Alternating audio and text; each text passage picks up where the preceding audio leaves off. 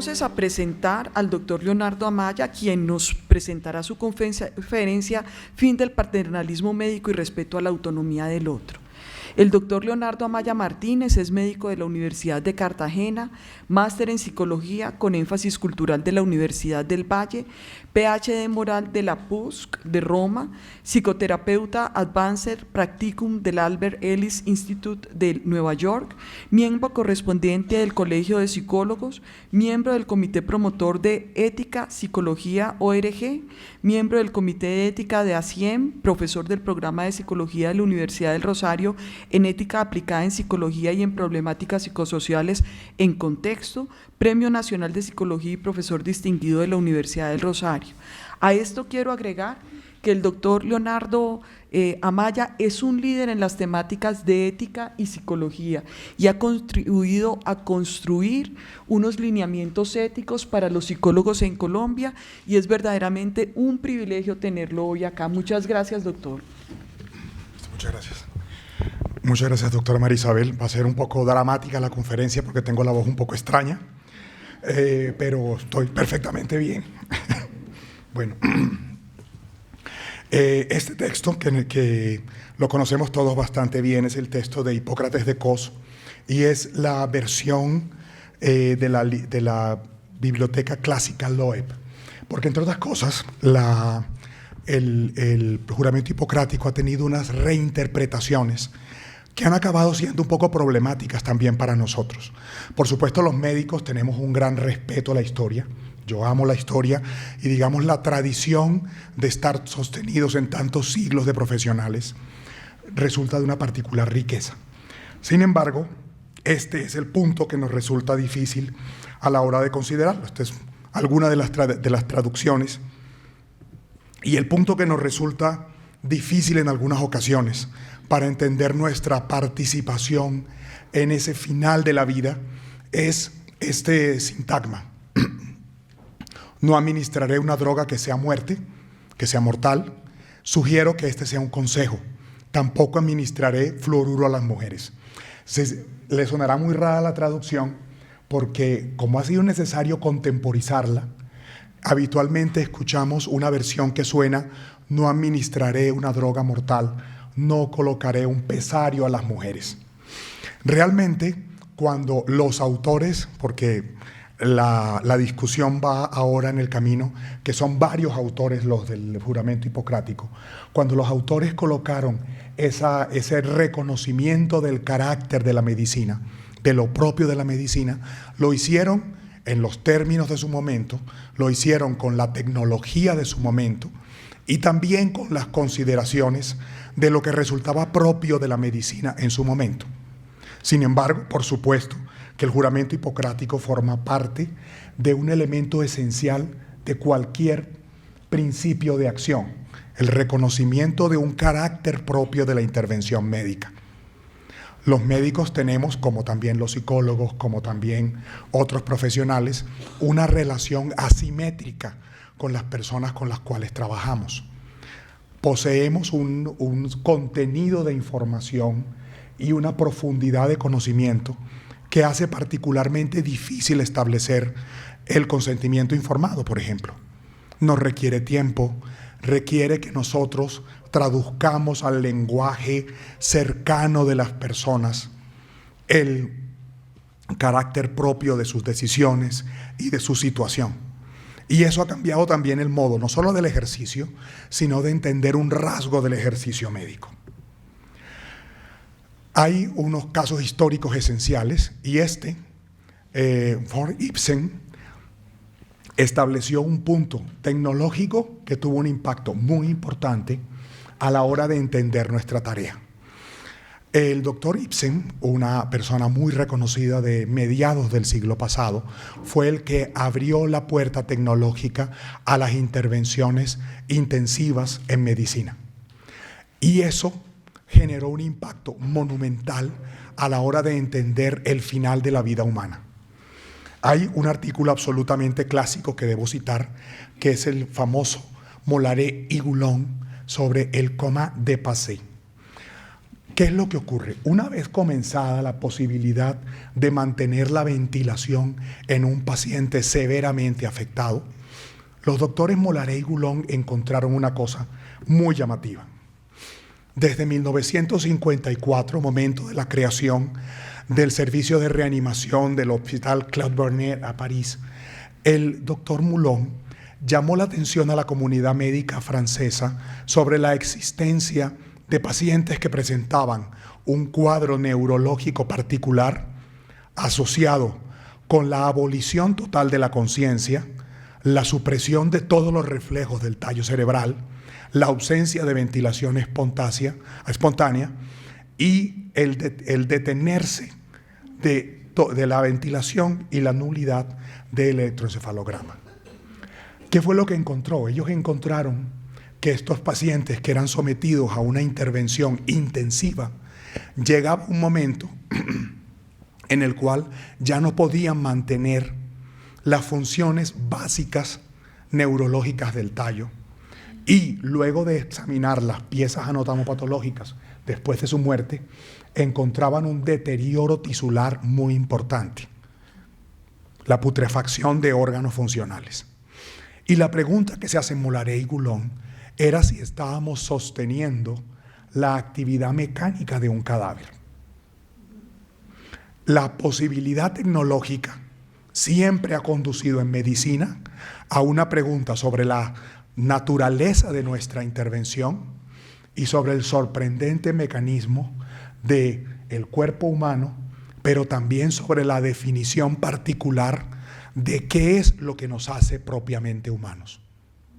Sostener un cuerpo que se encuentra en putrefacción nos haría dudar seriamente sobre si esa intervención es propiamente médica y sobre si sostener ese proceso sería un acto válido dentro de una intervención de tipo médico.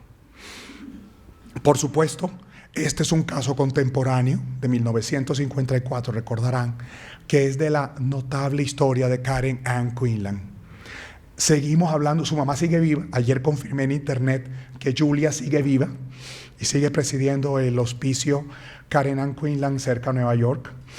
Julia tiene en este momento 93 años y ella fue la que primero nos manifestó el dolor y las situaciones dramáticas que acompañan el entender el final de una vida y entender, en el caso de Karen Ann, en qué momento decíamos que su existencia como persona había terminado.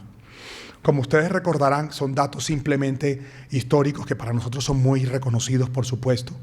Ella, en el año 75, teniendo 21 años, ella quería irse a una fiesta, se quería poner un trajecito rojo que había comprado y que era traje que le gustaba y le parecía importante para esa fiesta. Entonces se sometió a una dieta intensiva en el cual, y también al parecer tomó algunas sustancias para ayudarse a la dieta, pero también por un uso recreativo. Ella va al baño, en el baño muy posiblemente lo que se piensa es que vomita y broncoaspira y demora un tiempo allí. Lo que no se pudo saber nunca fue cuánto tiempo duró la hipoxia cerebral tan severa que luego la conduce a lo que llamamos ahora estado vegetativo persistente. En ese momento el término no era dominante. Su madre, Julia, una ferviente católica, practicante, considera que el dolor de su hija y la situación de su hija no corresponde con su dignidad, pero tampoco con su vida. Y por eso su libro, mi gloria y mi dolor, mi alegría y mi dolor, My Joy and My Sorrow, que es absolutamente apasionante, es un texto en el cual nos habla de su debate interior. Acude a la Corte Suprema, la Corte Suprema de Estados Unidos autoriza el retirarle el ventilador mecánico, lo que había hecho nuestro doctor Ibsen, y ella inicia ventilación autónoma. Mantiene su respiración hasta que finalmente muere por neumonía pesando 36 kilogramos. El debate de su madre es, esto era lo que Yo debía ofrecerle a mi hija, esto es lo que una persona creyente le ofrece a su hija, y esto es una intervención de tipo médico. Eso es el carácter compasivo y reconocer que nuestra vida tiene un fin, tiene un momento en el cual termina, pero su determinación en casos particulares resulta potencialmente difícil, porque lo propiamente humano no es la actividad biológica. Nosotros estamos aquí porque nuestra mente ha construido un mundo a partir de nuestras experiencias y del contacto con las personas. Y cada vez más tenemos claro que al finalizar el soporte biológico que sostiene nuestra mente, aquello que reconocemos como una persona desaparece. Y que las acciones que hagamos allí se basan en la dignidad que establecemos a la historia de esa persona. Respetamos un cuerpo humano porque ese cuerpo fue el soporte de una historia que marcó un recorrido y que tuvo acciones en otros. Por eso respetamos el cuerpo humano. Esta es una foto antigua de Julia sosteniendo ese libro, mi gozo y mi pesar. Y a mí me encanta lo que ella coloca en la tumba. Ahí está la tumba de su marido y la tumba también de Karen Ann, cuando dice, fue un precioso regalo la historia de Karen Ann, y particularmente por lo que nos ha permitido a partir de ahí repensarnos.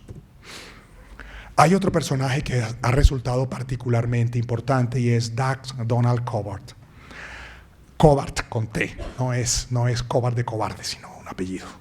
Y Donald es una historia absolutamente dramática también. Donald es una historia que nos habla precisamente acerca del derecho que tenemos los seres humanos para establecer el momento en el cual, así como hemos tomado decisiones toda nuestra existencia, cuál es la decisión importante en el momento de mayor fragilidad, cuando decidimos hasta dónde consideramos que nuestra vida debe extenderse.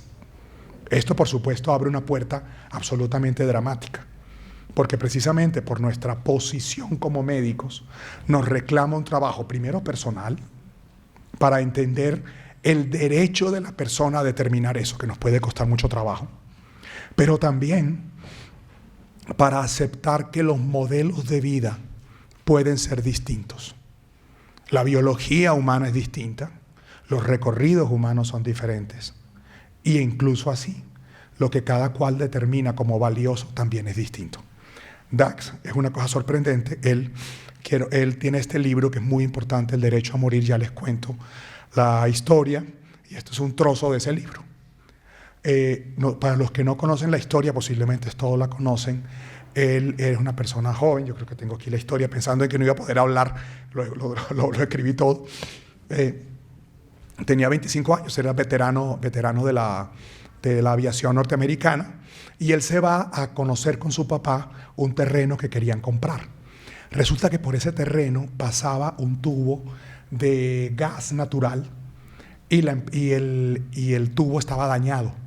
Entonces el terreno, que era un bajo, se llenó de gas, y cuando ellos encienden el motor del carro para irse, explota todo el terreno. Él tiene quemaduras muy importantes, el 65% de su cuerpo, y pierde las manos, pierde los dos ojos, la visión en los dos ojos, las dos orejas, tiene un daño severo en oído medio e interno también en uno de sus oídos. Y él dice, tiene esta conversación que él mismo relata. Yo estaba severamente quemado y tenía muchísimo dolor. Yo no podía vivir en esos primeros momentos que siguieron a la explosión.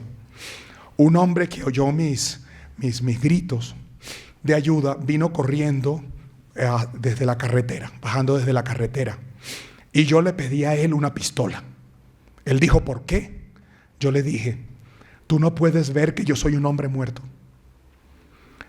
Yo voy a morir de cualquier manera. Necesito yo mismo colocarme en el final de esta tragedia, de esta miseria. De un modo muy compasivo y amable me dijo, no puedo hacerlo.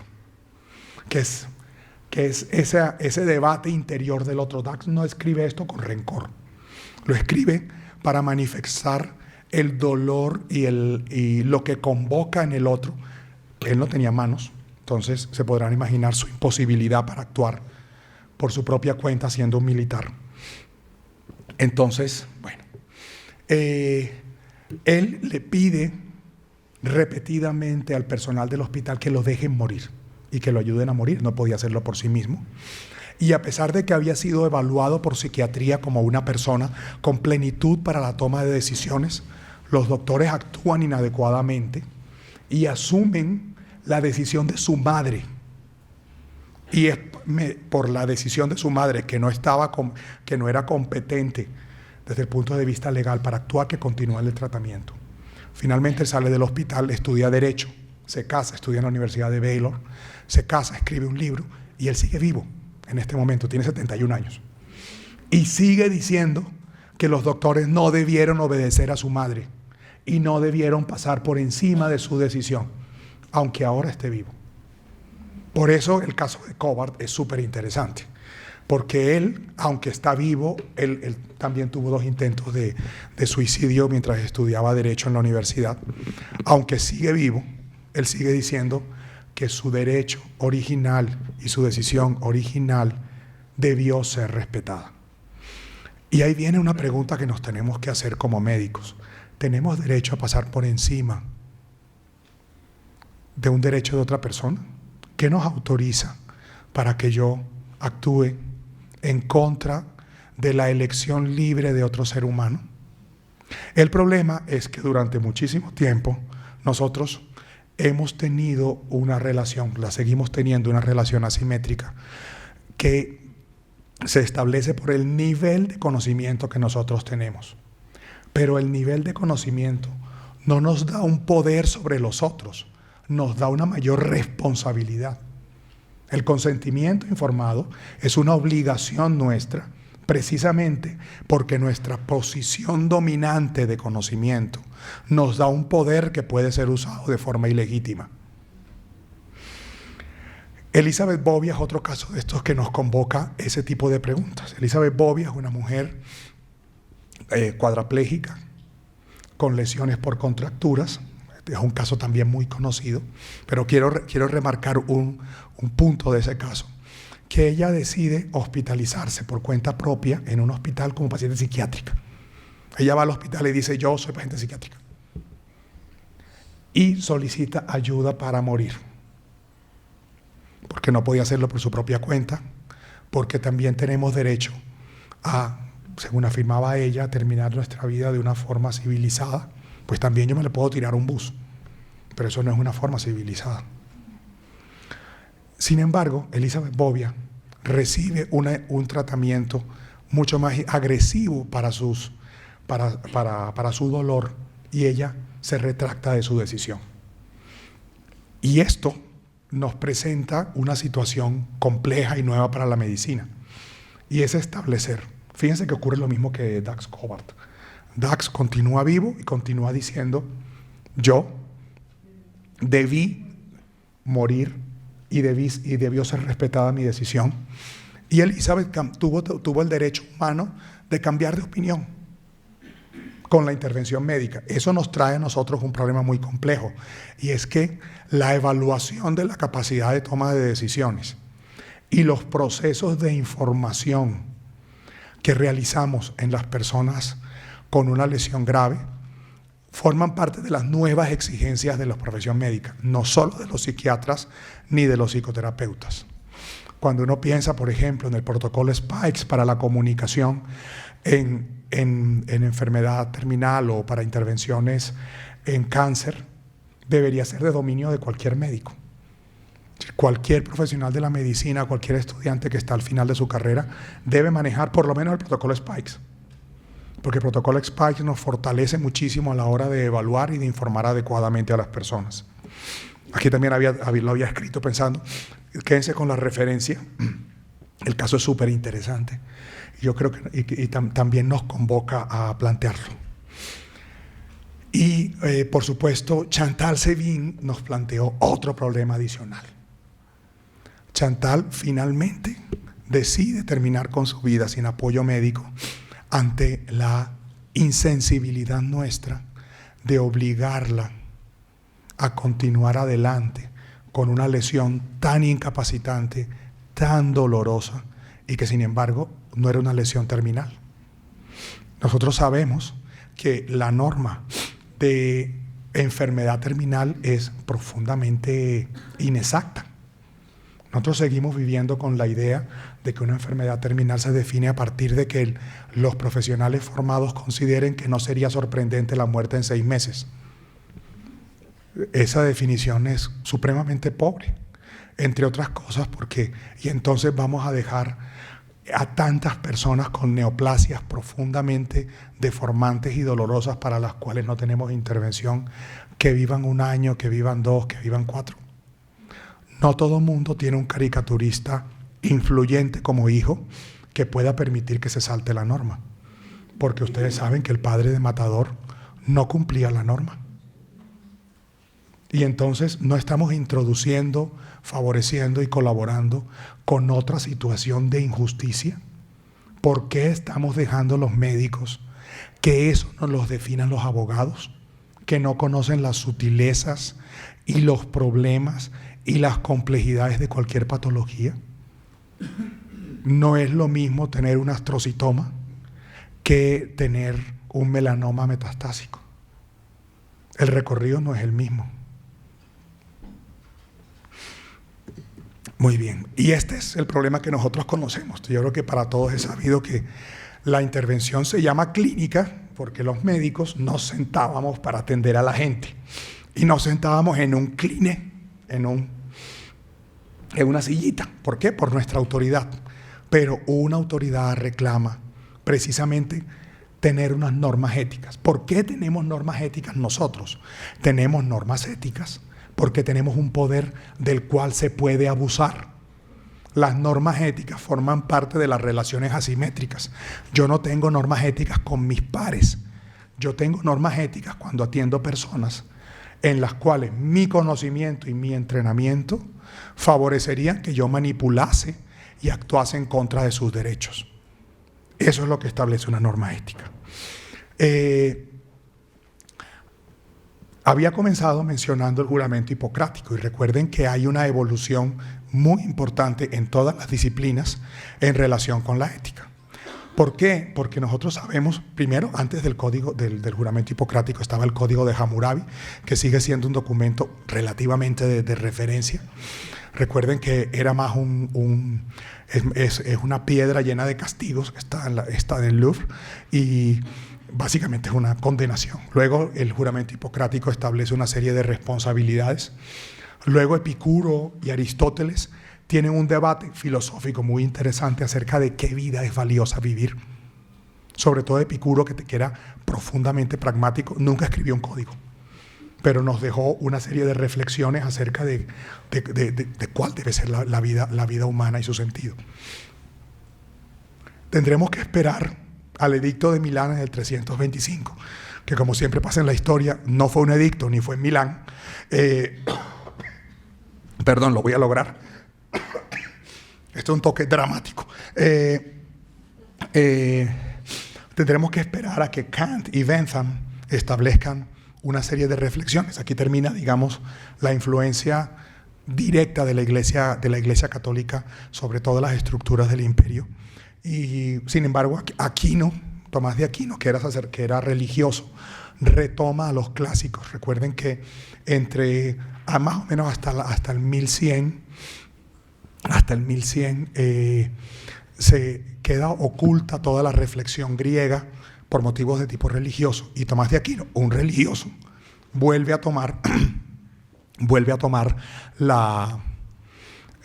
retomar el pensamiento griego. Sorprendentemente es él el que hace ese camino. Pero nosotros tendremos que esperar a todas estas situaciones para volver a pensarlo. Thomas Percival, que escribe su texto Jurisprudencia Médica, era el nombre que él le quería poner, luego la gente le discute que no, y él dice que sí se debe llamar jurisprudencia por la versión tradicional de jurisprudencia que ahora pues no se vive, que es si uno mira ese honeste vivere alterum non ledere sum quicque tribuere, no se vive tradicionalmente. Vivir honestamente, honeste vivere alterum non ledere, no hacer daño a los otros, sum quicque tribuere, dar a cada uno lo que le corresponde. Y él dice, eso debería ser el fundamento de la reflexión ética. Y por eso él le quiere colocar ese nombre a su célebre texto sobre ética, el cirujano Percival. Pero tendremos que esperar a toda esta cantidad de cosas tecnológicas para volver a planteárnoslo. Por ejemplo, el Comité de Legos de Seattle, que ante el avance establecido por la fístula de Schneider, considera que no deben ser solamente médicos los que tomen la decisión de qué persona es atendida con un riñón artificial. ¿Qué es lo que considera allí? Que la decisión o no de acudir a un sistema de diálisis mecánico, que era lo que había en ese momento, incluía una condena a la vida o a la muerte. Y entonces establece que esa decisión no podía ser exclusivamente de los médicos. Y surge una cosa absolutamente novedosa. Surge efectivamente del establecimiento de que existiese un comité de legos. Yo pienso que no era necesario. Yo pienso que muchos médicos ha sido característico que seamos humanistas. Pero en ese momento, digamos que dudaron de nosotros y tenemos que hacer la tarea de volver a ser fuertemente humanistas como lo hemos sido desde hace por lo menos 3.000 o 4.000 años.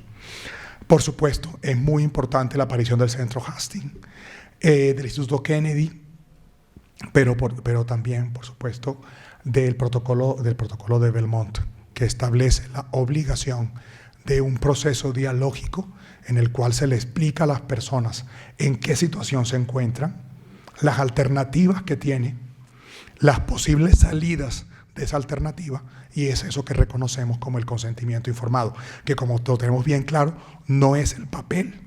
El consentimiento informado es el proceso dialógico e informativo. Cuando yo le entrego un papel a alguien y no le explico, eso no tiene ningún valor. Eso no fue lo que estableció el protocolo de Belmont, y eso no es cumplir nuestra obligación establecida por una relación asimétrica. Por supuesto, conocemos que este tipo de situaciones nos llevan a una pregunta muy importante de qué cosa es el final de la vida humana. Muchas gracias.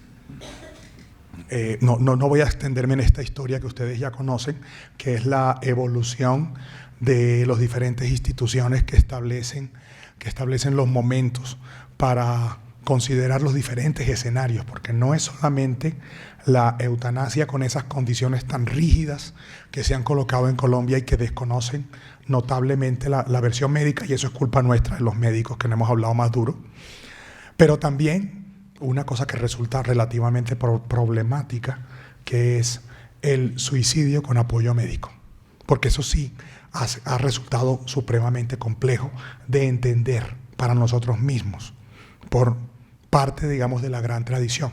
Ahora, recuerden una cosa: la petición de no dar medicamento mortal está vinculada a una razón histórica. Los envenenadores solíamos ser médicos o farmacéutas, porque éramos los que conocíamos esto. Locusta, que era la envenenadora de la casa de Nerón, ella tenía puesto fijo, era una farmacóloga espectacular, una excelente farmacóloga. Entonces, digamos, la invitación era, hombre, pues por lo menos saquemos ese ejercicio profesional de nosotros. Pero no estaba refiriéndose necesariamente a este tipo de preguntas. Me voy a saltar algunas cosas que son, pero voy a decir algunos temas en los que uno podría extenderse muchísimo y que forma parte de lo que tenemos que resolver los propios médicos al enfrentarnos a esto. Revisar, y volvemos a ser los médicos humanistas, cuál es la estructura de valores, dónde está la vida que llamamos propiamente humana y dónde está la acción que reconocemos como médica, cuál vida consideramos que es digna de ser vivida. Esto es una definición filosófica, pero que arranca de lo que los médicos reconocemos por nuestra experiencia. Es que aquí tenemos más que escribir y tenemos más que hablar. Un abogado le falta muchísimo para poder entender la profundidad de una situación médica. Arranca por explicarle un astrocitoma y por qué es distinto decir 6 meses con un astrocitoma o decir 6 meses con una neoplasia de paladar. ¿Qué significa una neoplasia de paladar? Tú no puedes colocarle 6 meses a eso. Es de una inmensa ignorancia.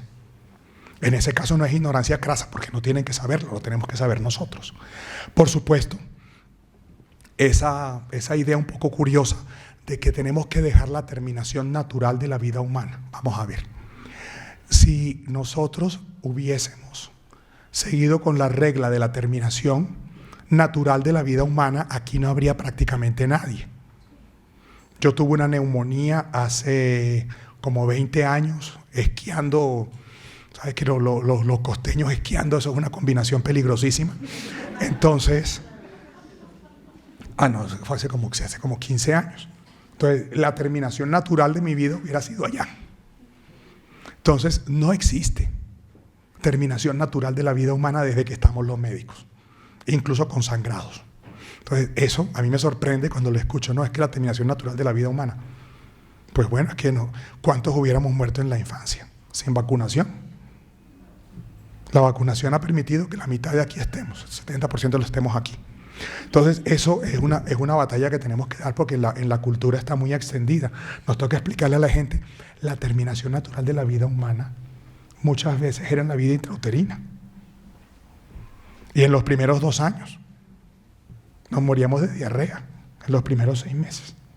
Entonces, no, precisamente hay que, por favor, es un poco doloroso cuando uno escucha eso, terminación natural de la vida humana, pero de la vida humana estaríamos todos muertos.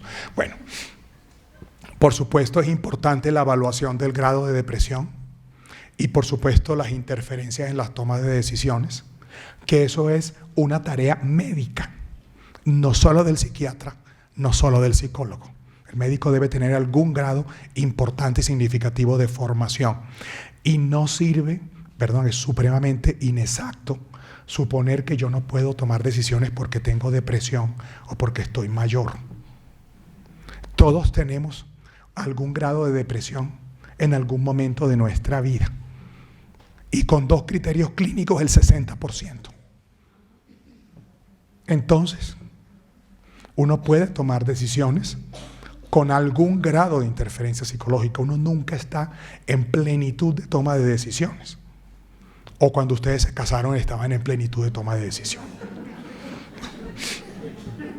Por supuesto, hay aspectos explícitos de las intervenciones en decisiones avanzadas, que es el taller que van a hacer ahora. Eso requiere un gran conocimiento médico, porque no es lo mismo, pasarle a alguien un papel sin explicarle qué significa es muy difícil. Y a veces hay que explicarlo con toda la claridad del tema. Yo no soy practicante, pero obviamente todos somos culturalmente católicos y yo me acuerdo lo aterrador que sonaba eso en la Semana Santa, que le decían a uno, ¿aceptas la muerte con todas sus penas, angustias y dolores? ¿Por qué? ¿No hay una alternativa? Si no, uno tiene que... Y a veces parte del consentimiento informado es explicarle, mira, esa lesión que tienes va a crecer, se va a ulcerar, se va a infectar, te va a tumbar 2 dientes, va a invadir el maxilar. Tienes otra alternativa que es tienes otra. Él tiene que decidir, pero yo debo ser claro en explicarle las consecuencias médicas de su elección. Y eso cambia mucho la manera de ver y de tomar la decisión, y tenemos derecho a eso. Fíjense que no estoy diciendo que el final del paternalismo médico sea no intervenir. Todo lo contrario, tenemos mucho que hacer, que se basa en nuestro conocimiento, que se basa en el avance del reconocimiento de lo que es una intervención propiamente médica. Voy a saltarme algunas cosas para cumplir el horario. Por supuesto, nosotros sabemos, esta es la típica leguleyada colombiana, que ustedes saben que aunque había todas estas personas que tenían una visión mucho más avanzada, la doctora Ana Isabel los ha mencionado, fue necesario hacer esta triquiñuela legal, la demanda por José Eurípides Parra, para poder establecer este derecho. Vamos a ver. Nosotros sabemos que nuestro Congreso es una de las instituciones más corruptas. Explíqueme cómo puedo yo creer que de repente de ahí salen normas buenas. Es un acto como sobrenatural, si llega el Espíritu Santo. Porque si yo tengo una cantidad de gente corrupta e ignorante, ¿cómo van a producir documentos buenos? Esto es profundamente ilógico. Eso que carece de la lógica más básica. Es decir, el Senado, y ya vemos lo que pasa con nuestras cortes hace muchísimo tiempo. Nosotros tenemos un cartel de las cortes. cartel de la toga, y eso pasamos. Entonces, yo no logro entender por qué los colombianos no decimos, venga, esa ley es un absurdo. Esa ley, ¿qué clase de micos borrachos la hicieron? Entonces, y nos toca a nosotros hablar. Por supuesto, afortunadamente, hemos tenido personajes como el magistrado Gaviria, pero son luces en medio de la oscuridad. Y nos están imponiendo un sistema de creencias religiosos y ellos ni siquiera saben qué están haciendo, no se dan cuenta. Voy a pasar esto porque no tiene mucho sentido, pero ustedes saben perfectamente que esta intervención se realizó porque su hijo era influyente, porque esta intervención sabemos que no cumple los criterios. Y él tenía todo derecho, estoy convencido que tenía derecho, pero su hijo tuvo que decir hasta dónde van a dejar. Ustedes saben que esta lesión no lo iba a matar en 6 meses. Ustedes saben que el dolor que él estuvo experimentando no permitía una intervención. Y por supuesto, nos permitió también reconocer que hay una influencia inadecuada e ilegítima en nuestras decisiones. Por fortuna, cada vez más se está trabajando desde la medicina, menos en Colombia. Yo creo que tenemos una tarea pendiente muy fuerte. Y una tarea pendiente, cuando uno piensa en la historia de la medicina en Colombia y piensa en los grandes maestros, todas estas personas eran unos reconocidos humanistas. Y la crisis de la medicina en Colombia es una crisis básicamente de ignorancia. Y es aterrador. Es aterrador que uno se encuentre en estos días un estudiante de medicina, por fortuna no de la universidad, porque hubiera ido a rectoría a quejarme, me dijo: no, pero es que estas cosas, yo estaba leyendo a Séneca en el consultorio, entre un paciente y otro. No siempre leo Séneca en el consultorio, pero ese día estaba leyendo a Séneca. Y el muchacho me dijo, que me iba a preguntarme una cosa, me dijo: no, pero es que estas cosas, un profesor me está haciendo leer Platón. Esas cosas. Yo le dije: mira, hay tantos niveles de ignorancia en lo que has dicho, que no te tiro por la ventana porque es ilegal y manchas el primer piso. Pero eso es tristísimo. Yo le dije: mira, lo que me entristece profundamente es que tú vayas a tener el mismo título que tengo yo. Y después le dije: bueno, vamos, ponte a leer, le hice unas recomendaciones después de que no era. Pero sabemos que esa crisis está y que esa crisis es aterradora, y eso ha tenido un impacto dramático en el reconocimiento que tenemos y ha roto con una tradición importante que por fortuna se mantiene en otros países. Esa es una tarea nuestra. Todos nosotros conocemos el protocolo Belmont, que nos hizo esa llamada. Esto no fue una traición a la medicina, fue recordarnos cosas que estábamos olvidando, que yo tengo una responsabilidad que se basa en mi conocimiento. Por supuesto, hay una serie de preguntas, ya estoy terminando, hay una serie de preguntas que son muy importantes. Primero, la defensa que tenemos que hacer los médicos del derecho a tomar decisiones sobre la propia vida. ¿Por qué? Porque no existe ninguna muerte natural. Eso se acabó gracias a nosotros. Uno muere de forma natural si uno está en un monte, en un lugar lleno de culebras y cadillo, pero ninguno de nosotros muere de manera natural. Entonces, ¿qué pasa? Necesitamos apoyo sobre eso. Tener claro qué es lo propio de la vida humana. Lo propio de la vida humana no es podrirse, perder peso y estar inconscientes tirados en una cama. Eso es un acto de soberbia. Nosotros sabemos que hay un momento en que es importante construir el epílogo. Tenemos derecho a construir el epílogo. A mí me encanta una tradición que hay en algunas universidades norteamericanas y europeas que se llama la última lección, que es cuando un profesor se retira de un curso, da una conferencia en que se ríen, pero le dan el derecho a hacer un cierre con broche de oro a su carrera académica. Eso me parece a mí apasionante. Y es muy bonito que uno haga eso. Pues también tenemos derecho en nuestra vida a hacer un epílogo, a establecer esos últimos 15 días en que nos despedimos de la gente, en que cerramos, que ponemos un broche de oro. El broche de oro no puede ser las muertes con encarnizamiento terapéutico. Eso no es un broche de oro. No tenemos derecho a imponer eso. A eso me refiero con el mal paternalismo. No tenemos derecho a convertir el epílogo de una persona en un acto de indignidad. Por supuesto, ¿El sistema de salud debe financiarlo? Sí, claro que sí. Si es que el sistema de salud es precisamente lo que ha hecho que nuestra vida no ocurra de una manera natural. Entonces, es natural también el final de la existencia. Tiene que estar arreglado y sostenido. Ahora una pregunta fuerte. ¿El sistema de salud colombiano y su regulación es protorreligioso? Sí. Hay muchas formas inadecuadas y violentas de imponer un modelo vital que proviene de las creencias religiosas. Todos tenemos derecho a tener unas creencias religiosas, pero no tenemos derecho a imponérselas a nadie más. Así como tampoco las creencias no religiosas. Yo no le puedo imponer a nadie que no crea en el monstruo espagueti volador o en Jehová o en lo que quiera. No se lo puedo imponer. Tampoco le puedo imponer mi modelo de creencias. Y tampoco el metarrelato personal sobre ese modelo. Hay límites en la acción de la propia conciencia. Si esa acción de la propia conciencia es imponer mi modelo religioso, sí hay un límite. Y por supuesto la cuestión de la culpa. Estaba hablando con una psicoanalista muy reconocida colombiana y decía que en el DSM, en el Manual Internacional de Enfermedades en Colombia, habría que colocar como primer diagnóstico la culpa. Y estoy de acuerdo, si ya la mayor parte de la psicoterapia es manejar la culpa. Entonces yo creo que también nosotros tenemos que hacer cosas sobre eso, porque influye de manera inconsciente en nuestras decisiones. Por supuesto, hay muchos artículos que hablan sobre este tema, digamos más nerdo, a mí este tema me apasiona, pero yo les diría que no se olviden que el juramento hipocrático también decía eso. Bios ton emon kai teknon et eron. Mantener puro el arte. También el juramento nos dice mantener puro el arte, que es ir creciendo e ir reconociendo que es lo propio de nuestra intervención. Déjenme me salto esta cosa.